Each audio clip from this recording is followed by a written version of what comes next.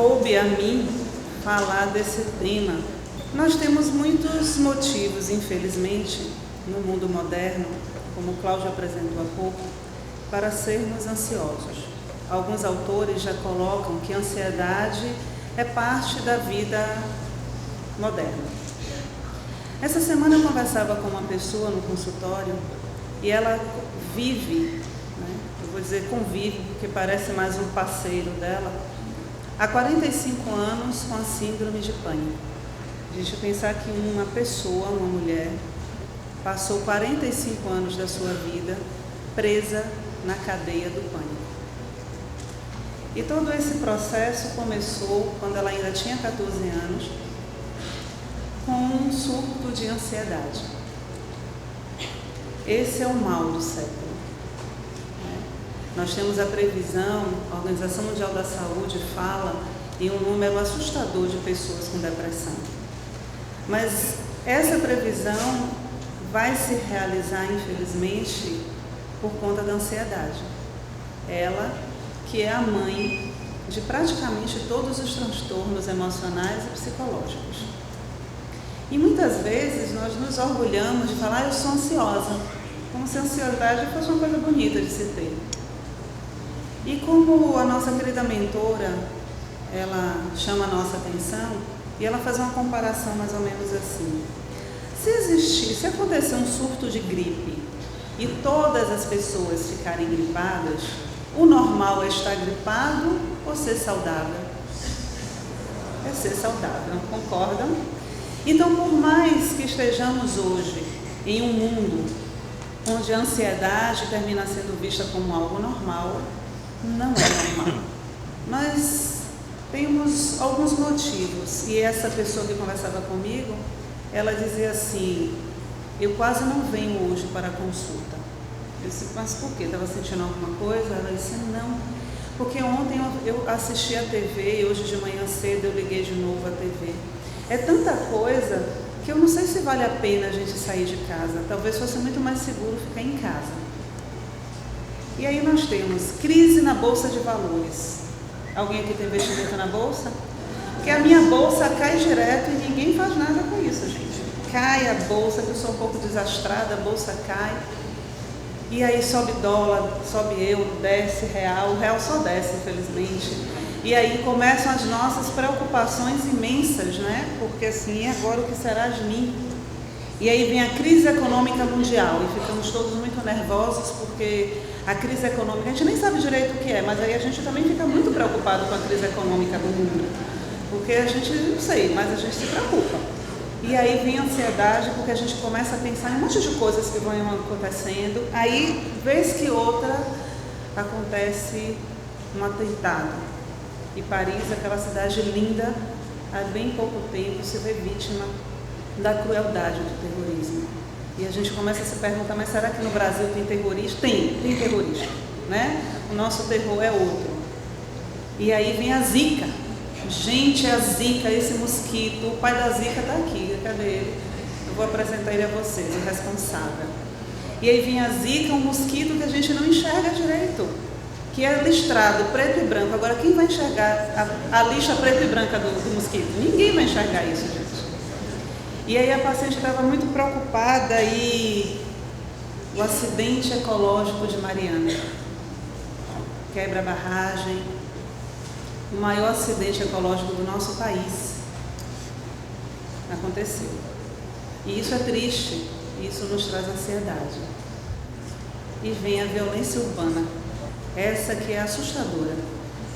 E que a gente sai de casa e não sabe se não será vítima dela. E essa jovem senhora que conversava comigo em sua vida de pânico, trouxe todas essas questões, todas essas. E ela questionava, mas Iris, é seguro? É seguro viver? Eu não consigo me curar desse tormento que me acompanha há 45 anos. E a cada dia, até um mosquito me causa pânico. Segundo Balloni, ele traz o seguinte: disse que a simples participação da pessoa na sociedade contemporânea já é, por si só, um requisito para o surgimento da ansiedade. De modo que viver ansiosamente passou a ser uma condição do homem moderno, ou um destino comum e ao qual todos estamos atrelados de alguma maneira. A vida moderna, com tanta informação, com tanto apelo, termina fazendo com que tudo na nossa vida fica muito mais curtinho. E a gente está sempre acelerado, sempre com o pensamento em algum outro lugar, sempre com a atenção em algum outro lugar, de preferência também com o celular ligado para ver as mensagens que chegam do WhatsApp, para poder responder, porque nós estamos vivendo aquilo que o Cláudio trouxe desse homem light, a superficialidade da vida. Então nós não estamos nunca em lugar nenhum, mas estamos ao mesmo tempo em todos os lugares. Então hoje nós temos uma tecnologia que nos garante estar com todos os nossos amigos ao mesmo tempo. Basta que você faça um grupo no WhatsApp. Ah, que maravilha! Você vai conversar com todos os amigos, mas aí a gente pode conversar com todos eles, sem precisar estar com eles, sem precisar abraçá-los, dar um ombro amigo, ouvir a voz, né? Então esse processo que a gente vem perdendo desse homem e dessa mulher que, inserido nesse mundo moderno, vive ansioso. E nós procuramos os consultórios médicos, terapêuticos, não para tratar o motivo ou a causa da nossa ansiedade, mas porque nós queremos nos livrar dela. Então nós somos aqueles da geração do que não quer sentir nada. Nós não queremos sentir nada. E por isso a indústria farmacêutica conseguiu ganhar um espaço tão grande no mundo. O remédio mais vendido no mundo é um ansiolítico. E isso é terrível. Não porque, finalmente a cura para a ansiedade. Não, o remédio não cura. O remédio simplesmente tira de nós a capacidade de sentir. Só isso que ele faz. O que está me tirando tanto? O que faz com que, como Joana afirma, a ansiedade seja uma das características mais habituais da conduta contemporânea. As pessoas estão sempre aceleradas. Elas estão sempre com pressa. E eu só não sei com pressa do quê? Porque nós temos pressa para tanta coisa, menos para o mais importante, o nosso processo evolutivo. Esse nós precisaríamos e precisamos ter pressa. Esse nós precisamos de verdade colocar toda a nossa energia para isso. E nós vamos então construindo a nossa vida, dando conta de tantas questões. Então caminhamos aceleradamente em sentido horizontal. Mas como se estivéssemos em uma esteira, corremos e não saímos para lugar nenhum. Ficamos ali, muitas vezes presos no processo rotineiro de fazer as coisas da mesma forma e o pior, querendo um resultado diferente. E é justamente por estarmos muitas vezes escravos desse fazer de conta que fazemos, que vamos deixando o mais importante de lado e atendendo aquilo que de fato não é necessário. Corremos e vamos entrar na história como a geração, a idade da ansiedade.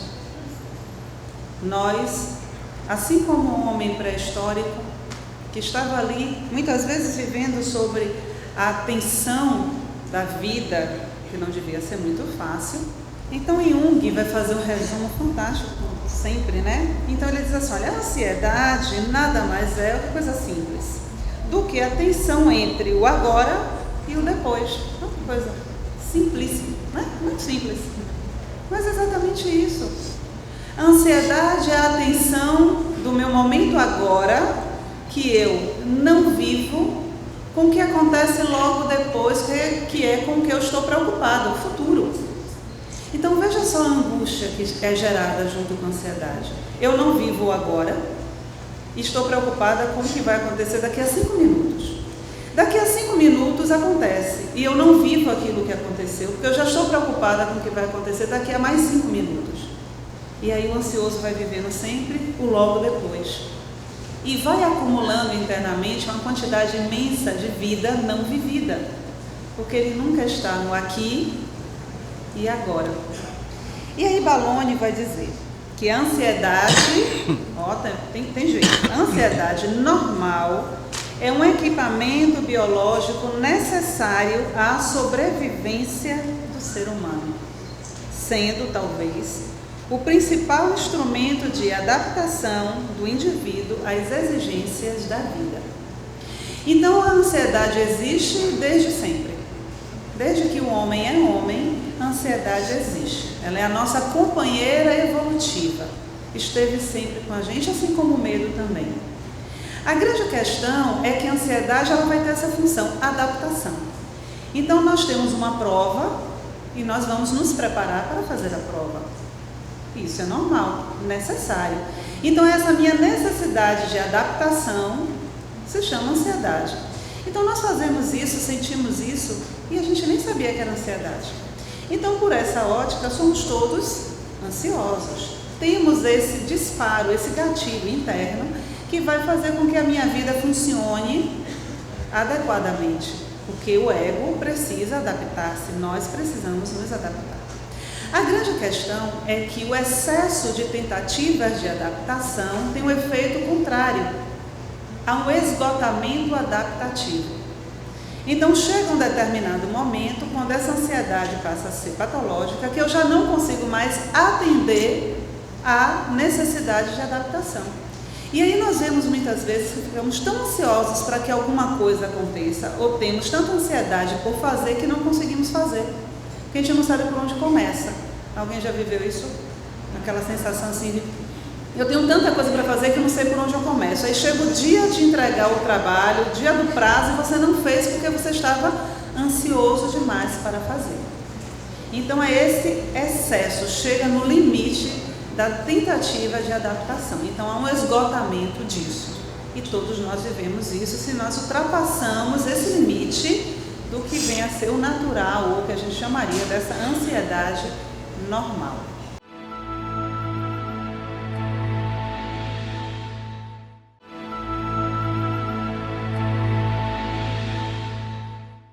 Então a ansiedade aparece como um sentimento de apreensão.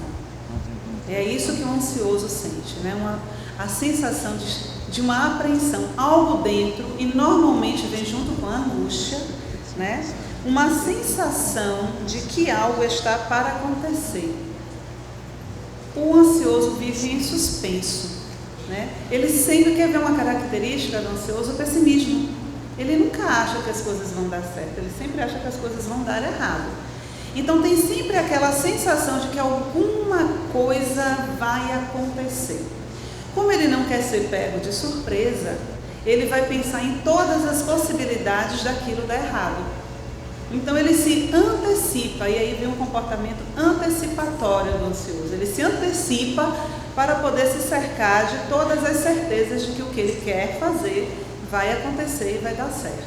Representa um contínuo estado de alerta e uma constante pressa em terminar as coisas que ainda nem se começou.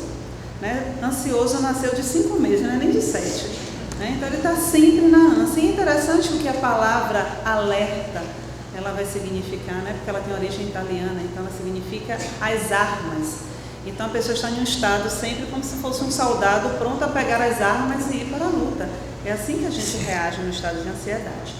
Então é a corrida para não deixar nada para trás, além dos concorrentes. E aí a gente vê bem a era moderna, né, da concorrência. É um estado de alarme contínuo e uma prontidão para o que der e vier. Então, normalmente, eu acho interessante isso. Às vezes a gente está na nossa... Vamos falar da nossa realidade, né? A nossa casa espírita. E aí vamos ter um evento. E aí tem os ansiosos que são sempre os primeiros a se candidatar a ajudar. Lógico. E aí você mal terminou de dizer o que é para ser feito, a pessoa já pegou a mesa, já levou a mesa, já pegou a cadeira, já arrastou a cadeira e já fez tudo, porque assim é o ansioso. E aí às vezes não era nem para fazer aquilo. E aí ele já se irritou, já se estressou, já brigou com alguém, por causa da sensação e a necessidade de estar sempre à frente. E vocês conseguem imaginar o desgaste que isso causa no organismo? Então, em termos físicos, isso causa um desgaste imenso. Porque há uma necessidade todo o tempo do cérebro tentar a homeostase de novo, de tentar o reequilíbrio. Chega um momento que o cérebro não dá conta. E aí nós temos um nomezinho que a gente usa muito chamado estresse. Então somos pessoas estressadas. Até as crianças falam isso, né? Ih, mãe, você está tão estressada. É o estresse, essa é a resposta, esse é o nome moderno da ansiedade. E aí chega um momento que esse excesso no corpo físico vai gerando um outro incômodo, que é um incômodo emocional, porque a gente sente uma agonia, uma angústia, um medo que a gente não sabe dizer de onde vem. E o emocional começa então a ficar alterado. E dependendo do prazo e do período de tempo que estejamos vivendo essa alteração, temos o efeito então psicológico disso. E por muitas vezes os transtornos outros começam a acontecer a partir do excesso de tempo vivendo na vida ansiosa, nessa ansiedade. Então é normal o estado da ansiedade? É e não é. É normal a partir daquilo que a gente já trouxe, desse disparo adaptativo. E não é normal quando nós estamos vivendo no excesso desse processo adaptativo.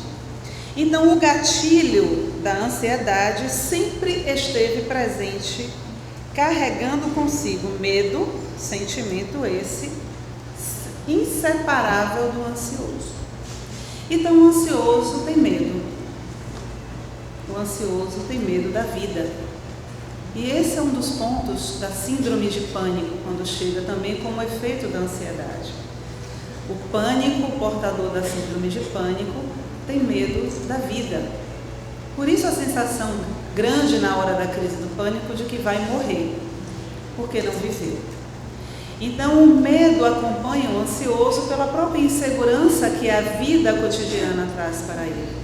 E aí vem todo o efeito, que é onde a gente vai dar mais ênfase, porque é onde a mentora trabalha nesse capítulo, os efeitos emocionais, as causas emocionais dessa ansiedade.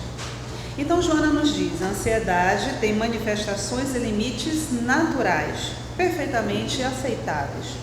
Quando se guarda uma notícia, uma presença, uma resposta, uma conclusão, é perfeitamente compreensível uma atitude de equilibrada expectativa. Equilibrada, viu gente? Porque às vezes não é nada equilibrada a pessoa, né? Então, Joana deixa muito claro que é equilibrada, né? Essa expectativa, essa espera precisa ser equilibrada. Vocês dão risada, né? Mas a coisa é muito grave. Então, a ansiedade tem uma função na nossa vida, por incrível que pareça, sim, né? Ela tem uma função.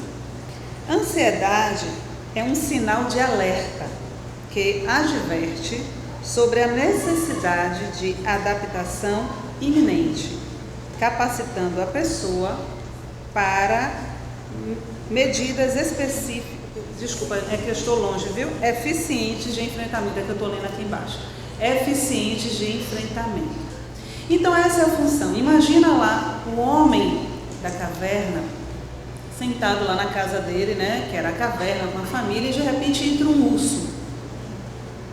Pense que esse homem teria que ter uma atitude imediata, urgente, porque ele tinha que preservar a sua vida e a vida dos seus. É muito provável que hoje, nós, homens modernos, com certeza, né, com algumas exceções em alguns países, não somos visitados por ursos em nossas casas. Mas é muito provável também que o nosso cérebro tenha feito associações durante todos esses milhares de anos e hoje algumas outras situações como o assalto, a violência urbana e tantas outras questões tenham para nós o mesmo efeito daquele urso que invadia a nossa caverna. E por isso nós temos ainda o disparo desse gatilho que mantém de alguma forma a nossa vida. Porque se não fosse a ansiedade nesse grau, nós não teríamos sobrevivido no planeta Terra, com certeza. A grande questão e o grande problema de tudo isso é que a ansiedade passou a ser a causa de distúrbios, quando ela sai dessa normalidade, quando o ser humano colocou-a não mais a serviço da sua sobrevivência, né? E esse foi o grande problema para nós. Como fazia antes e continua fazendo os animais, mas a serviço de sua existência, que é diferente. Com seu amplo leque de exigências quantitativas e qualitativas. O que aconteceu com o homem e a mulher modernos? O que nós fizemos? E agora nós vamos para uma análise muito particular. Durante um tempo, muito tempo, a ansiedade nos manteve vivos. Essa era a função. O gatilho disparava para que pudéssemos correr, para que pudéssemos sobreviver.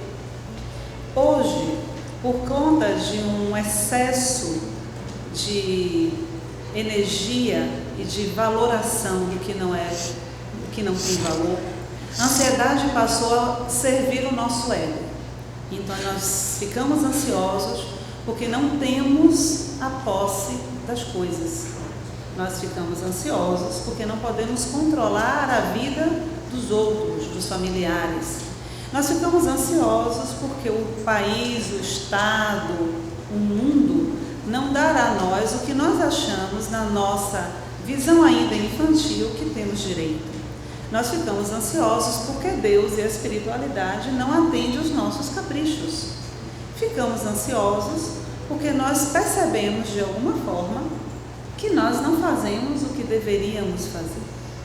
Impulsionado ao competitivismo da sobrevivência, Joana nos chama a atenção, e esmagado pelos fatores constringentes de uma sociedade eticamente egoísta, predomina a insegurança no mundo emocional das criaturas. E diante de uma sociedade tão egoísta, e nós vamos nos englobando nisso, todos nós, a ansiedade vai ganhando um campo imenso. Um dos grandes fatores quando a gente vai trabalhar a ansiedade num olhar muito mais espiritual do que psiquiátrico, psicológico, como transtorno só um fator do corpo, quando a gente amplia esse olhar da ansiedade, o primeiro ponto que chama a nossa atenção é que o ansioso tem pouca fé, pouquíssima fé. Porque a fé traz para nós e desperta em nós um grande fator, a entrega, a confiança irrestrita em Deus. E o ansioso não confia, o ansioso não se entrega. O ansioso realmente acredita que ele pode controlar as coisas e que ele é muito próximo de Deus, porque ele sabe o que é melhor para ele, quando deve acontecer e como deve acontecer. Então esse é um ponto muito sério dentro de uma sociedade onde a ética tem passado tão longe, onde o egoísmo tem ganhado um espaço tão grande no nosso coração. E nós estamos construindo então uma sociedade que vai nos devorando e vamos a cada dia aumentando esse processo com as nossas atitudes, com os nossos pensamentos, com o nosso não compromisso com a vida, com o nosso não compromisso com Deus. Então, esvaziado de idealismo e comprimidos no sistema em que todos fazem a mesma coisa, assumem iguais composturas, passando de uma para outra pauta de compromissos com ansiedade crescente. Corremos e não chegamos muitas vezes a lugar nenhum. Vivemos um processo de um coletivismo que, em vez de ser aquele exercício fraterno de um dar as mãos aos outros e crescermos juntos, na verdade temos uma necessidade de deixarmos todos em uma paralisia asfixiante. Então construímos cada vez mais um processo e a tecnologia maravilhosa que hoje nós temos, que deveria e tem a função, deveria ser essa a forma de utilizá-la para que ganhássemos tempo para as coisas importantes da vida, mas não é isso que nós fazemos. Então vamos a cada vez mais nos comprometendo com aquilo que seria um fator para nos libertar. Porque tudo o que chega à nossa terra tem um projeto divino, mas nós esquecemos de assumir esse compromisso divino. Então vamos vivendo em uma sociedade onde fazemos as mesmas coisas, sentimos as mesmas coisas e fazemos tudo do mesmo jeito.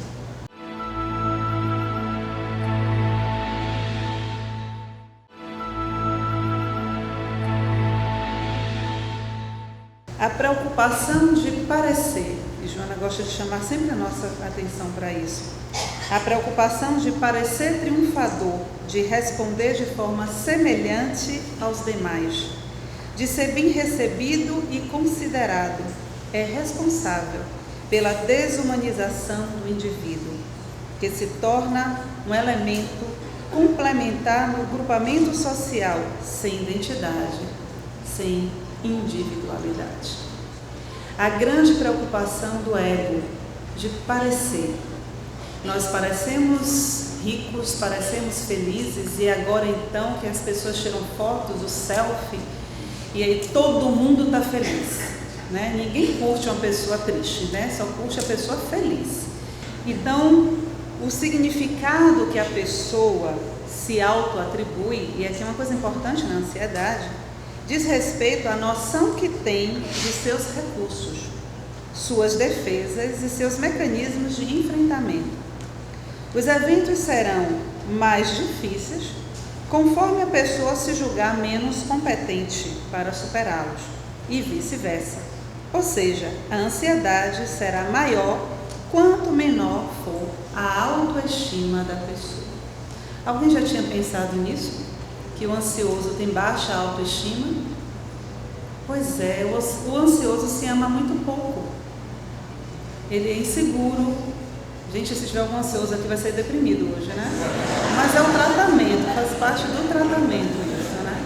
Então a baixa autoestima da pessoa, o valor que ela atribui a si mesma vai dar o grau de possibilidade de execução da tarefa. Se eu acredito que eu posso, eu posso. Porque se eu acredito que eu posso, o sucesso e o fracasso são relativos. Porque conseguir chegar no resultado final não vai ser o mais importante, porque eu sei que o importante é cumprir a tarefa. Mas se eu não sei se posso, e se eu quero que os outros reconheçam o meu valor, aquilo que eu vou fazer precisa ser o melhor. Porque se eu não fizer o melhor, eu não serei o melhor.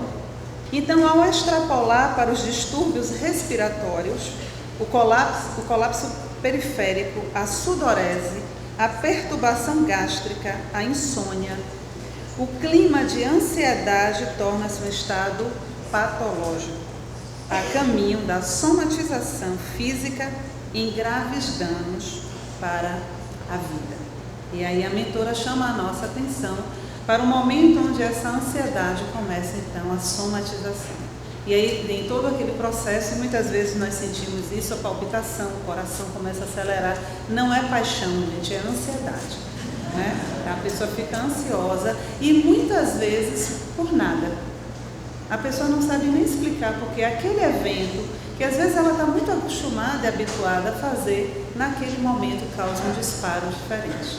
E com o passar do tempo, se isso vai diminuindo o espaço, né, de acontecimentos, de ocorrências, aí sim começa a vir a ansiedade patológica com todos os seus sintomas e somatizações. Então a ansiedade só se torna um problema psicológico quando nos impede de viver nossa vida o mais plenamente possível.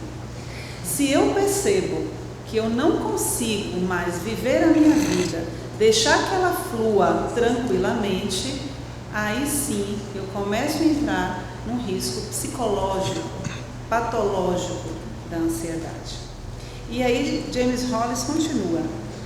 E ela, a ansiedade, se torna um problema moral quando as estratégias que escolhemos se tornam prejudiciais e impeditivas.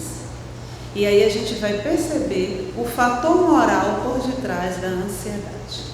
Como a ansiedade traz um medo, E como o medo faz com que muitas vezes nós tenhamos aquele impulso do reagir ou fugir, muitas vezes a forma de reação vai mostrar a qualidade da nossa moralidade.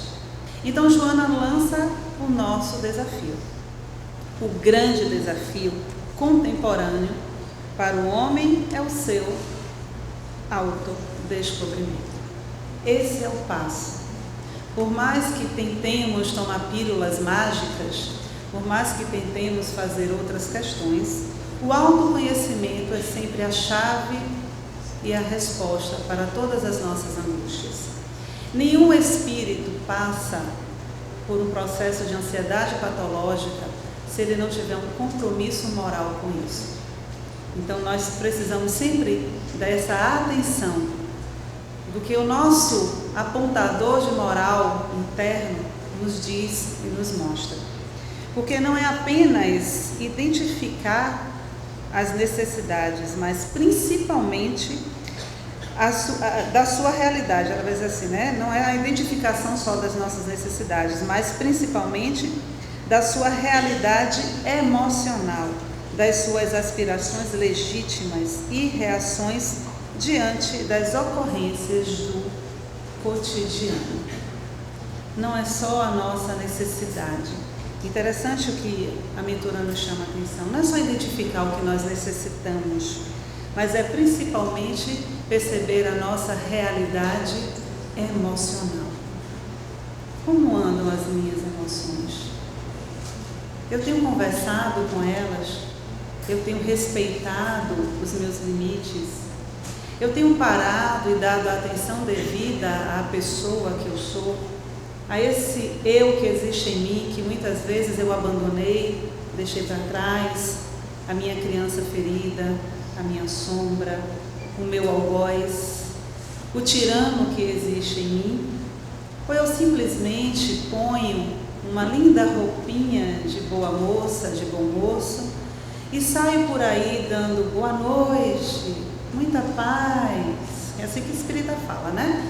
A voz treme e eu vou acreditando que sou o que não sou. E aí eu vou cultivando o parecer, tentando convencer os outros de que sou, mas não existe máscara que resista às nossas más tendências, às nossas atitudes equivocadas. Não adianta a gente estar muito bem vestido e muito bem maquiado, se quando você vai falar com o outro, você trata mal. Se você desrespeita, se você mente, se você cria calúnia, não adianta. É só casca. E aqui vem a importância de perceber realmente a nossa realidade emocional. Como andam as minhas emoções? A minha raiva. Eu tenho conversado com a minha raiva? Ou eu vou colocando debaixo do tapete, vou colocando, porque espírita não sente raiva. Sente. E como sente? Porque raiva é uma condição humana. E todas essas emoções que ficam soterradas em nós, não trabalhadas, é o combustível necessário para que a minha ansiedade se torne patológica, para que a minha angústia fique cada vez mais crescente, para que eu tenha o sentimento de culpa corroendo o meu peito todo o tempo. E por não suportar viver dessa forma, por perceber que a vida não atende ao que eu desejo e fique frustrado, eu projeto tudo isso no outro. E as nossas relações terminam ficando cada vez mais difíceis e complicadas. Então, a nossa mentora nos chama a atenção para esse momento. São válidas para este momento de ansiedade, de insatisfação, de tormento, as lições do Cristo sobre o amor ao próximo, a solidariedade fraternal, a compaixão, ao lado da oração geradora de energias otimistas e da fé, propiciadora de equilíbrio e paz, para uma vida realmente feliz, que baixe ao homem conforme se apresente, sem as disputas conflitantes do passado nem a acomodação coletivista do presente. Esse é o nosso maior remédio para a ansiedade do momento. A ansiedade da vida moderna, onde o homem, na sua pressa, esquece de Deus. Onde o homem, na sua pressa, esquece dos ensinamentos de Jesus. Nós até falamos, porque a nossa memória nos ajuda, então nós lembramos, saímos falando e às vezes até correndo, e o outro sequer pode ouvir. E como alguém pode realmente ser tocado pelo amor, se nós não tivermos um tempo para parar e olhar no fundo dos olhos. No fundo dos olhos daquele outro que se encontra muitas vezes em sofrimento. Porque se nós fizéssemos esse exercício todos os dias, a nossa ansiedade sanaria. Porque no momento em que eu paro para olhar uma outra alma humana, a minha alma se conecta. E nós pensamos então nessas descobertas novas, onde agora uma sonda espacial chega no planeta Vênus. A gente quase não acredita nisso, parece filme de ficção científica mesmo, né? E aí eu penso em Vênus como a deusa Afrodite, a deusa do amor. A deusa que, segundo a mitologia, é a deusa mais exigente de todas. Imagina, lindíssima, nascida das espumas do mar. Nasceu adulta, linda. E, por conta da nossa incapacidade de compreender o amor durante todos esses séculos, Afrodite sai da sua condição da deusa da conexão e foi banalizada como a deusa do sexo. Mas não é isso. A pulsão, o arquétipo que envolve a deusa Afrodite é o arquétipo do conectar-se à vida, comprometer-se com a vida, estar atuante na vida, viver a vida. E para entrarmos em contato com esse impulso divino, ansiosos não conseguimos. Porque assim como a deusa Afrodite, na sua exigência, ela não gosta de poucas coisas, ela gosta de tudo. A deusa Afrodite pede tudo, porque ela é o amor. E assim como foi perguntado a João quem é Deus, ou como ele entendia Deus, e ele disse que Deus é o amor. E se pensarmos então, trazendo a mitologia e comparando com essa energia imensa que é o amor, Deus, assim também como a mitologia grega nos apresentava a deusa Afrodite, também é exigente, porque ele pede tudo. Ele não nos quer por metade, porque a ansiedade não deixa. Ele nos quer por inteiro, porque o amor é exigente. Então, que nós tenhamos nesse momento de tantas crises, de tantos acontecimentos, de tantos fatores perturbadores externos no mundo, em nossa casa e internamente, que nós nos conectemos com a força maior da vida, o amor. Que nos aprimoremos cada vez mais nessa capacidade de amar, de sermos esse instrumento verdadeiro, co-criadores com Deus, amando, desenvolvendo cada dia mais a nossa fé e uma certeza, nós somos filhos de Deus. E como Pai amoroso que Deus é, Ele não vai permitir que aconteça absolutamente nada que não seja necessário para o nosso crescimento. Nós precisamos ter a maturidade de compreender que nós colhemos o que plantamos e não podemos passar sem a colheita. Então, o cuidado que nós precisamos ter agora, mais do que nunca, é com a plantação. Que estejamos atentos, conectados, perceptivos da grandeza da vida, para que a ansiedade e tantos outros fatores de perturbação não destruam a nossa experiência neste corpo, neste momento. Porque estamos vivendo num momento ímpar da história da humanidade. E todos nós, se nos empenharmos neste momento, sairemos daqui como verdadeiras estrelas luminosas, iluminando o futuro da humanidade, que com certeza seremos nós. Muita paz, um Feliz Natal para todos e que o amor seja de fato o grande presente que nós desejemos ganhar e que possamos também dar a todos aqueles que conhecemos, que amamos e também para aqueles que nós não conhecemos e que talvez também não amemos.